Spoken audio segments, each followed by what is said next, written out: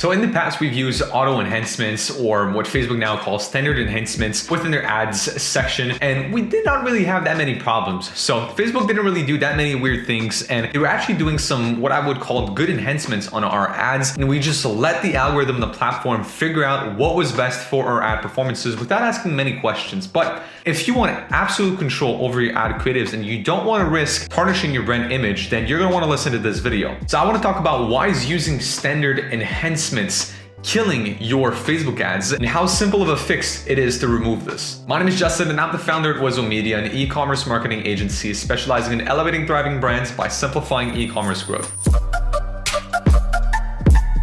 So let's get straight into it. This is gonna be a pretty quick video right here, but I'm gonna throw on screen a couple examples of what I wanna talk in this video. So basically right now you're gonna see there's, first of all, two of them right here. So I've blurred out parts of those ad creatives just again to keep client privacy right here. But first and foremost, what you can see here at the top, there's like a big banner that kind of follows the scheme of the background colors found in the ad creatives. It adds right there the actual ad headline. You can also find it below the ad. And to be honest, it looks a little weird. Like it looks a little out of place. And this was a screenshot essentially from a client's ad. And that again happened by having the standard enhancement button turned on. So in order to turn that off, I'll also put a screenshot right now on the video. It's pretty simple. You just want to go to your ad level and uncheck where it says use standard enhancement recommended. If you've been advertising for a while like me, you're gonna start to understand that most of the features that the ad platforms put as recommended are not necessarily good to use. I know Google has a lot of that too, which they always recommend you to have incredibly high budgets for some reason, but it's one of the features from Facebook right here that I think is actually tarnishing your brand image, because if you want to have absolute control over your ad placements, which I can understand why a lot of brands might want to have that, like this brand as an example, who's been working with us for a while now. We've been working with them for 8 months,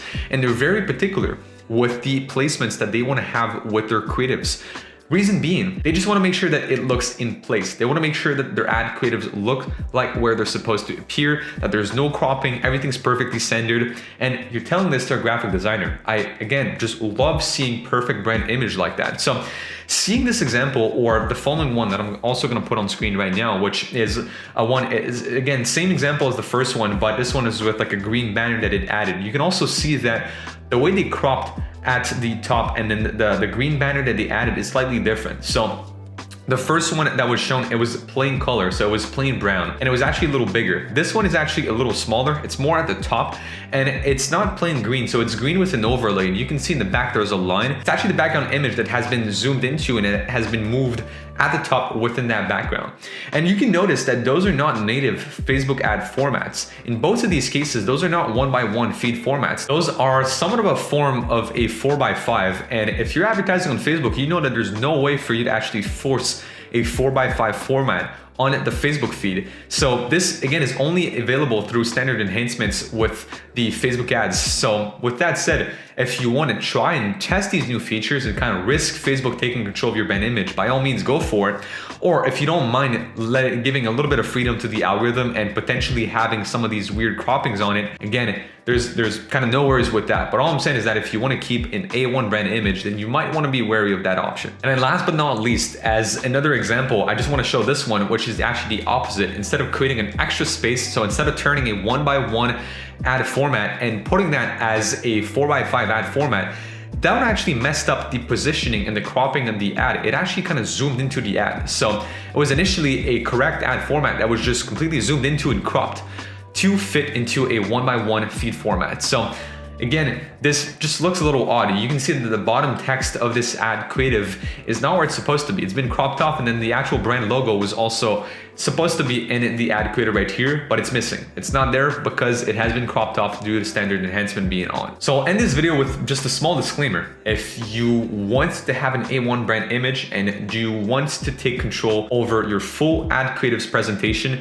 then do not turn on standard enhancement by Facebook. If you don't care and you want the platform to actually be able to serve their ads however they see fit and to do tests and potentially get you more or less conversions because of their tests, go for it and turn that option on. With this said, if you're listening to this video and you're an e-commerce brand owner making at least $50,000 a month with your brand and you'd like us to take care of all of your ad creatives and all of your paid advertising needs on both Facebook and TikTok, then I invite you to click the link in the description below and book in a short demo call with myself so we can see if you're a good fit for one of our e-commerce marketing programs. And if you're not doing above $50,000 per month, but you're still within the e-commerce space, or you're simply a marketer and you're doing Facebook ads, TikTok ads, and you want to learn more about these platforms, then I invite you to join our free Facebook group, also link in the description down below, where you're going to be one of the first to know about these new videos, getting exclusive trainings also on there, and any questions that you might have and want me to take a look at into your brand, you will also be able to post it within our Facebook group. On that note, make sure you guys check out other videos on the channel for some more useful e-commerce marketing tips, and I'll see you guys in the next video. Peace.